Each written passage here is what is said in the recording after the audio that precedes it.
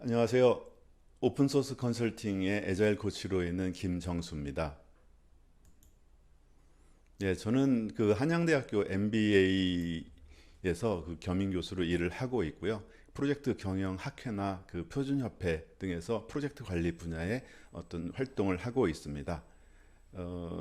애자일 관련된 여러 자격증이나 PMP 등을 가지고 있고요. 저는 애자일이나 스케일드 애자일, OKR, 디자인 싱킹 등 관련 분야에 관심을 가지고 있습니다. 제가 오늘 말씀드릴 내용은요. 애자일을 활용한 대규모 프로젝트 관리 방법에 대한 것인데 그 제목은 스케일드 애자일 프레임워크, 세이프에 대해서 설명드리려고 합니다. 그 말씀드릴 내용은 그 변화하는 비즈니스 환경에서 어떻게 우리가 프로젝트를 잘 수행할 수 있는지, 그리고 어떤 그 기업들이 애자일을 도입하고 있는지, 그리고 조금 더 나가서 애자일이 과연 무엇인지를 설명을 드리고요. 이걸 종합해서 대규모 프로젝트에서 애자일을 어떻게 적용할 수 있고 어떤 효과가 있고 또 어떤 사례들이 있는지 간단하게 말씀드리겠습니다. 먼저 그 비즈니스 환경이 굉장히 다이나믹하게 변화하고 있는 상황입니다. 이 상황을 조금 더 설명드리겠습니다. 그 새로운 기술, 그 4차 산업혁명이라든지 요즘 ESG, 환경 분야, 그리고 사회적 참여, 그리고 거버넌스 분야의 여러 가지 비즈니스의 그 변화를 요구하는 이런 시대적 변화들이 일어나고 있는 상황입니다. 이걸 좀 다른 측면에서 정리를 해보면요. 기술적인 측면과 인간적 측면에서의 비즈니스 환경의 변화를 생각할 수 있는데, 기술적인 측면에서 보면은 4차 산업혁명, 아마 여러분들도 많이 익숙한 그 용어들, 개념들을 알고 계실 겁니다. 인공지능이라든지 빅데이터, IoT, 클라우드 컴퓨팅, 이런 이 여러 가지 새로운 기술들이 다양한 산업 분야의 어떤 새로운 기술 분야로 또 경쟁 우위를 점하기 위한 기술 혁신 요소로 작용을 하고 있습니다. 이렇게 하다 보니까 요구의 다양성 그리고 빠른 변화가 일어나고 있고, 이건 우리가 지금까지 알고 있던 프로젝트 관리 분야의 실무 지식 사례들을 다양하게 변화해야 된다는 것으로 그 인지되고 있습니다. 그리고 인간적 측면에서는 결국 프로젝트를 수행하는 것은 사람이거든요. 근데 이 사람들 실제 수행하는 핵심 인력들의 그 세대 변화가 일어나고 있습니다. 여러분 MZ 세대 많이 들어보셨죠? 밀레니얼 세대, Z 세대. 이들이 사고 방식이나 요구하는 내용은, 일하는 방식은 기존의 세대와는 확연하게 차이가 있습니다.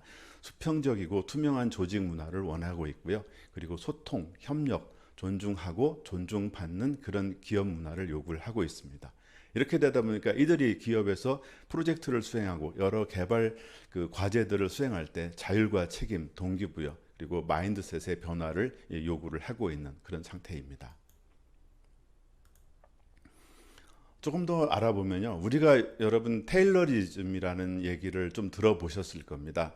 그 19세기 말 20세기 초 대량 생산 그 산업이, 대량 생산 방식이 이제 부각이 되는 그런 시점에서 그 과학적 관리법 그리고 합리주의 경영 등에 대한 그 어떤 과학적 경영 기법에 대한 내용들입니다. 여기서는 강력한 통제, 명령, 탑다운식의 어떤 지시와 이행을 굉장히 중요한 요소로 여기고 있죠.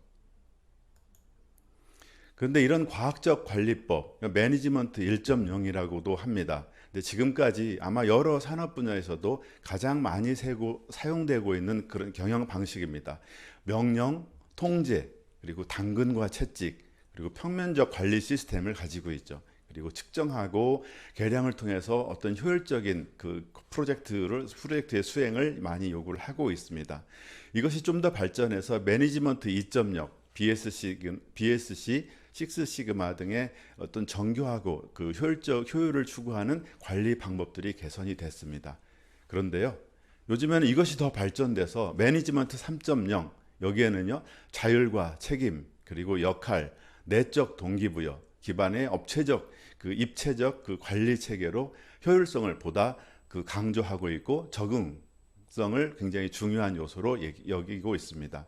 그래서 이걸 수행하는 사람들이 어떤 기계적 인간이 아닌 심리적, 원래 자아 실현을 위한 인간 본연의 어떤 그 관리 체계를 요구를 하고 있죠. 그래서 기존의 그 방법론이나 툴, 테크닉에 대한 것보다 빠르게 변화하는 비즈니스 상황에 변화하고 대응을 우선시하는 그런 애자일 방법이 요구가 되고 있습니다. 여러분, 애자일에 대해서 많이 들어보셨죠? 그래서 오늘은 이 애자일이 과연 무엇이고 어떤 회사들이 사용되고 있고 또 우리가 하는 우리 회사는 굉장히 대규모 프로젝트를 하는데 이것도 애자일로 가능하다는 얘기인가? 예, 가능합니다. 그런 사례에 대해서 말씀드리고자 합니다. 그럼 어떤 기업들이 애자일을 도입하고 있을까요? 한번 살펴보겠습니다. 여러분, 국내에서 애자일 매니지먼트, 애자일 마인드셋 이런 얘기 많이 들어보셨을 겁니다. 그런데 국내 많은 기업들이 애자일 도입을 시도하고 있고 또 실제로 일부 벤처기업이나 스타트업 또는 그 ICT 기업을 중심으로 애자일을 적용해서 많은 효과를 보고 있습니다. 이것이 다른 산업, 금융이라든지 건설, 중공업, 플랜트, 기타 여러 기존의 전통 산업 분야까지 애자일 매니지먼트가 도입되고 있습니다. 그래서 여러분들이 혹시 모르셨다면 이번 기회에 이 애자일이 무엇이고 우리는 어떻게 사용할 수 있는지 한번 알아보는 기회로 삼으시면 좋을 것 같습니다. 여기 보시는 것처럼 LG라든지 SK, 삼성, 국내 대기업뿐만 아니라 금융권이라든지 기타 SK 이노베이션 등 여러 다양한 산업 분야의 기업에서도 애자일을 도입을 검토하고 있고 또는 시작하고 있고 또는 사용하고 있는 그런 상황입니다. 그리고 또 한 가지는요, 이 애자일을 사용하고 있는 대규모 기업들의 그냥 실무적인 차원에서 프로젝트를 개발하고 관리하기 위한 그런 측면뿐만이 아니라 경영 차원의 그룹사의 경영 차원에서의 애자일 도입도 시행되고 있는 그런 상황입니다. 여기 대표적인 또 하나의 사례로 이 건설 산업에서 현대산업개발, 아마 여러분들 많이 알고 계실 겁니다. 여기서도 마찬가지로 애자일 기반의 그 경영 시스템으로 도입을 시도하고 있는 그런 상황입니다. 해외에서는요, 굉장히 많은 기업들이 애자일을 사용해서 큰 효과를 보고 있습니다. 여기 예전에 포브스지에서 발표된 사례입니다. 아마존, 마이크로소프트, 애플, 아마 여러분 많이 들어보고 많이 익숙한 회사들일 겁니다. 이 회사들의 시가총액이 1조 달러가 넘습니다. 1 트릴리언 달러죠. 그런데 이런 회사들이 어떻게 해서 이런 그 대기업으로 성장할 수 있었을까? 분석한 조사 자료에 의하면요, 여기에 그 가장 중요한 요소 중에 하나가 애자일 프린시플을 적용하고 활용했기 때문에 이렇게 성장할 수 있었다라고 얘기를 하고 있었습니다. 과연 애자일이 뭐길래 이렇게까지 애자일 하는 것일까요? 여기 또 한 가지 사례가 있습니다. 건설 분야에서 어떤 발표된 그 사례를 보면은요, 애자일은 여러 이해관계자, 고객, 사용자들과 협력하고 협업, 아마 여러분들도 다양한 과제나 프로젝트를 수행하시면서 협업하고 협력하는 이런 프로젝트를 하실 겁니다. 거기에서 기존의 전통적인 방법으로는 대응할 수 없었던 빠르게 변화하는 비즈니스 상황에 적절하게 대응하고 관리 방법을 더 개선하고 효율적으로 향상시키기 위한 방법으로 애자일 매니지먼트가 부각이 되고 있는 그런 상태입니다. 자, 그러면 애자일이 뭘까요? 혹시 여러분 애자일에 대해서 들어보셨나요? 예, 많이 들어보셨을 겁니다. 조금 이제 실무적인 차원에서의 애자일이 과연 무엇인지 설명드리도록 하겠습니다. 보통 우리가 프로젝트를 관리할 때 지금 이 화면을 보고 계신 분들은 프로젝트 관리, 프로젝트 매니지먼트에 대해서는 잘 알고 계실 겁니다. 그리고 PMBOK, 프로젝트 매니지먼트 바디 오브 날리지, 이런 체계들, 이런 그 방법들은 전통적인 프로젝트 관리 방법들입니다. 그 워터폴 메소돌로지, 트래디셔널 매니지먼트라고도 하죠. 우리가 알고 있는 PMBOK, 프린스2, ISO 21500 등등이 여기에 해당이 됩니다. 이런 그 전통적인 프로젝트 관리 방법에서는 요구사항을 먼저 확인을 하고 그걸 기반으로 계획을 수립하고 실행을 합니다. 얼마만큼의 자원을 투입해서 어떤 일정을 할 것인지. 그런데요, 이 요구사항이 비즈니스 환경이 계속 바뀜에 따라서 이 요구사항도 추가되고 변경되고 변화를 일으킵니다. 그렇기 때문에 이 계획 자체도 계속 변화를 해야만 되죠. 그런데 이 변화가 계속 점점 더 심해지고 또 고객사 또는 회사의 가치를 창출하기 위해서는 이 변화에 빠르게 대응하는 것이 굉장히 필요합니다. 이것을 애자일 쪽에서는 비즈니스 어질러티라고 얘기합니다. 그러면 기존에 세웠던 많은 공을 들여서 세웠던 계획, 목표 자체도 변화를 해야 되죠. 그래서 고민을 합니다. 처음에 어차피 나중에 바뀔 고 변화가 많이 생길 것인데 많은 시간을 들여서 목표를 정하고 계획을 세우는 것이 그 시간이 과연 효율적일까? 이렇게 하면 어떨까?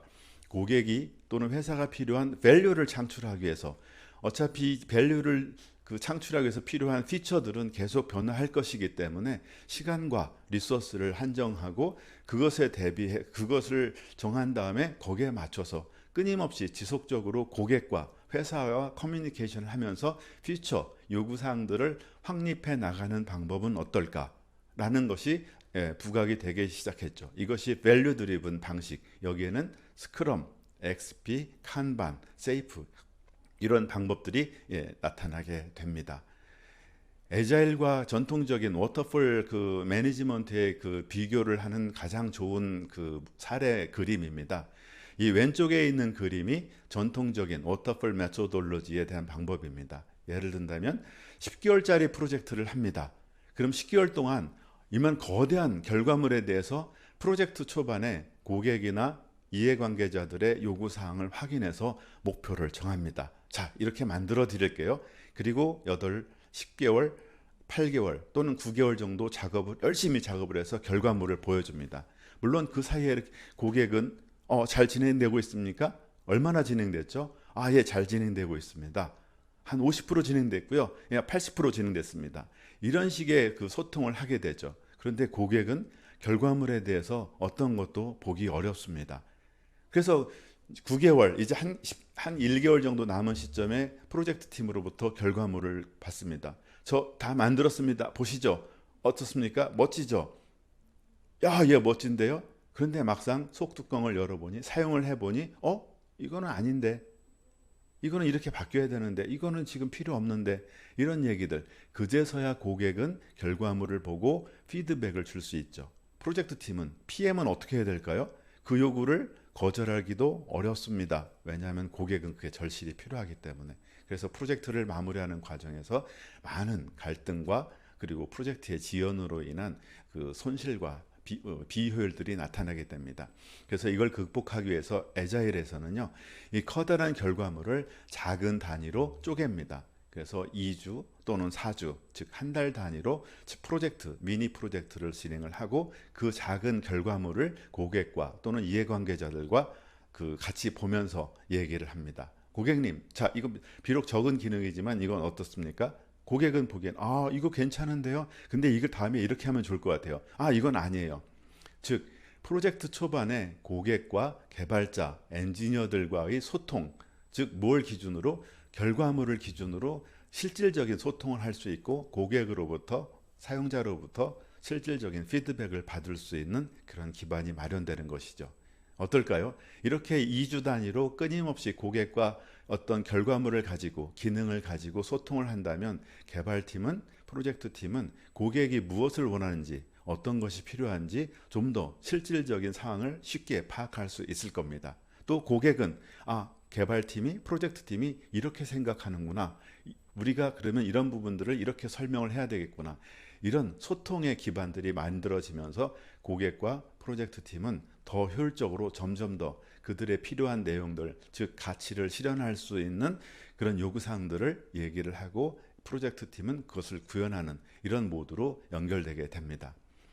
이것을 좀 더 구체적으로 설명을 해보면요, 이것이 애자일 중에서 가장 많이 사용되고 있는 스크럼이라는 방법의 프레임워크입니다.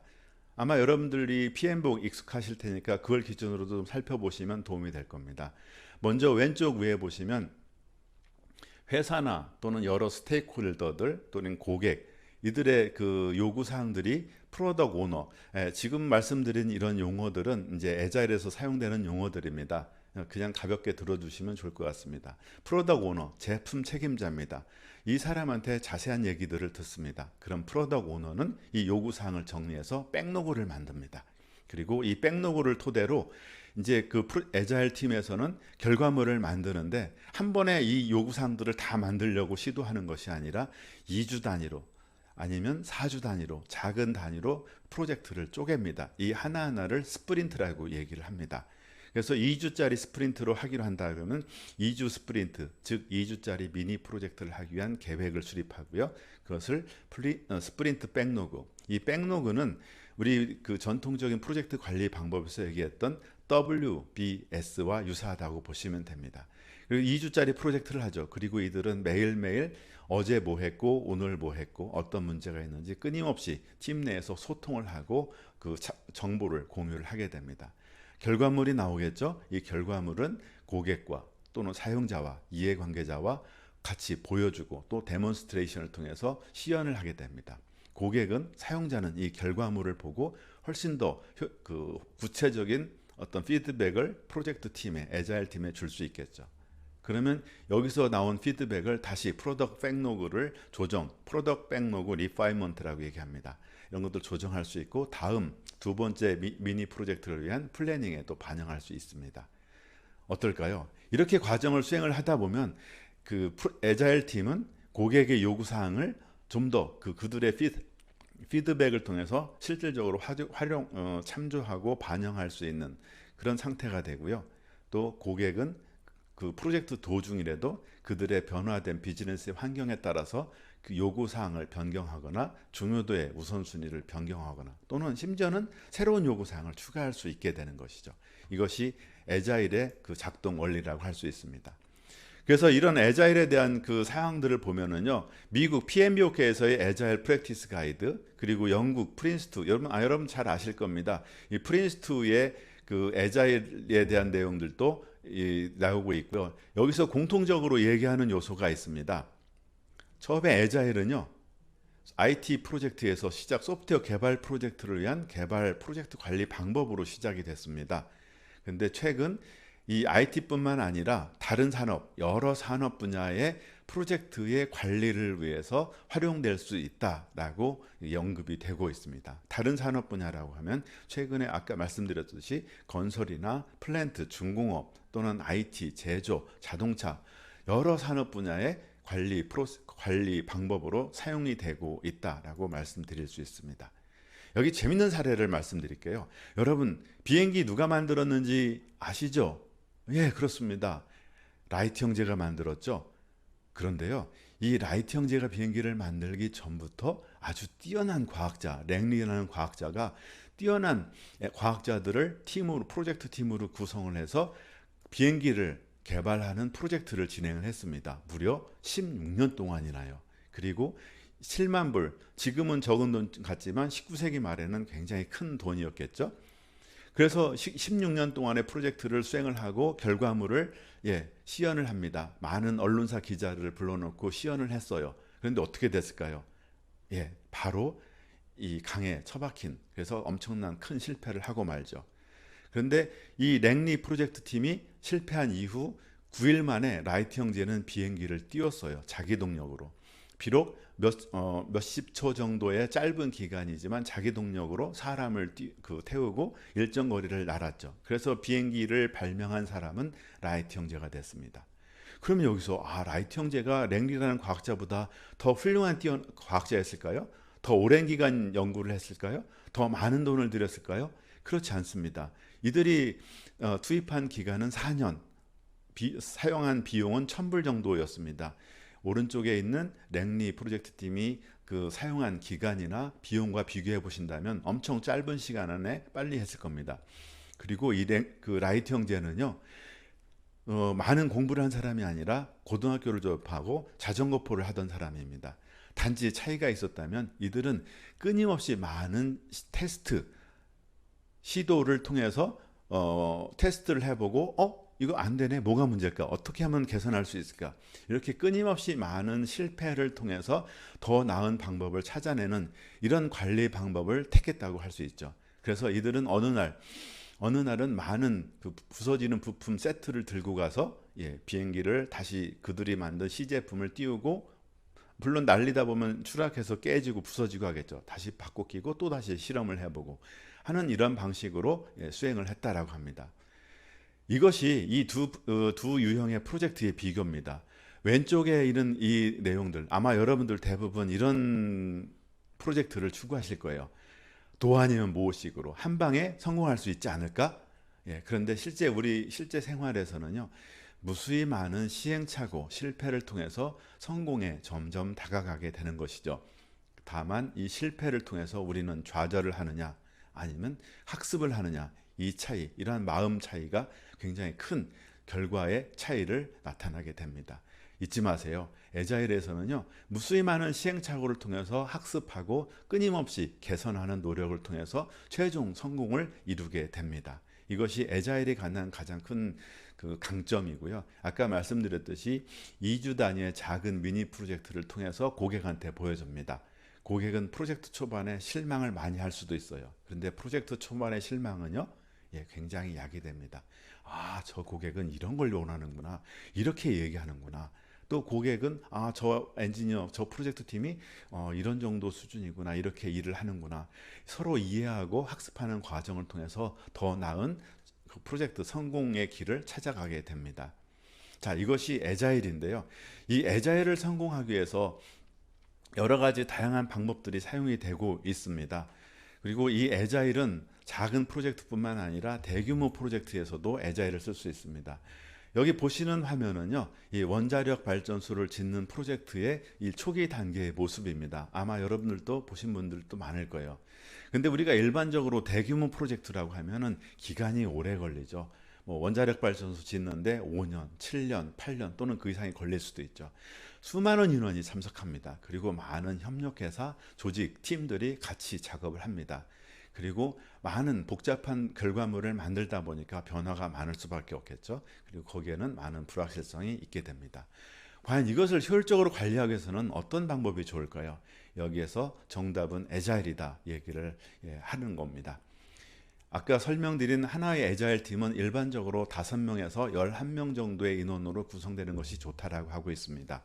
근데 대규모 프로젝트를 하기 위해서는 수백 명, 수천 명, 수만 명의 인원이 여러 팀을 구성해서 서로 협업을 하면서 프로젝트를 진행을 하죠. 그래서 에자일에서는요, 스크럼 오브 스크럼 또는 LESS, 라지 스케일 스크럼 또는 스케일드 에자일 프레임워크, 이런 방법들을 제시를 하고 있습니다.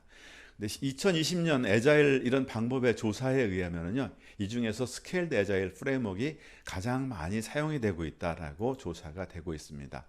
이 가장 많이 사용되고 있는 스케일드 에자일 프레임워크의 전체적인 모습입니다. 여기에서 보면 하나하나의 팀 단위에서부터 그 에자일 릴리즈 트레인, 아트라고 얘기하는데요. 이런 여러 팀들이 서로 연합해서 협력하면서 조율하면서 복잡한 프로젝트, 이거보다 더 큰 포트폴리오 레벨의 또는 엔터프라이즈 레벨의 아주 대규모 프로젝트도 에자일로 진행할 수 있는 그런 프레임워크입니다. 여기서 대규모 프로젝트에서 가장 중요한 키워드는요, 협업 그리고 얼라이먼트, 여러 팀들이 같이, 여러 회사들이 같이 작업하기 때문에 최종 결과물을 향한 결과물 제작을 하기 위한 여러 구성 팀들 간의 얼라이먼트, 정렬이 굉장히 중요하고요.